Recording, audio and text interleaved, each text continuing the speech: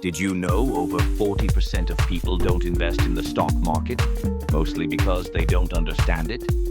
Same here. I mean, who wouldn't be confused by charts that look like they are having a meltdown or memes that make investing seem like a game for the elite? Welcome to the Explain It To Me Like I'm Five version of Stock Market Basics.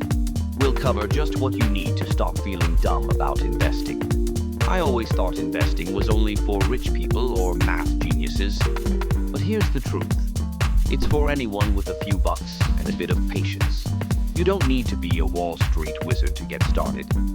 Picture this. Average folks like you and me, putting away a little cash, maybe from that piggy bank we've been ignoring. Investing isn't just for the wealthy.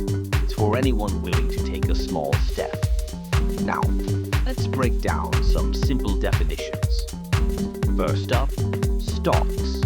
When you buy a stock, you're essentially owning a piece of a company. Think of it like owning a slice of pizza, delicious and satisfying. Next, we have bonds. When you buy a bond, you're lending money to a company or government, and in return, you earn interest. It's like being the bank, but without the fancy suit. Lastly, there are mutual funds.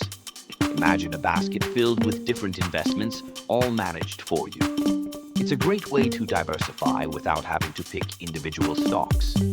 Now, here's the main insight.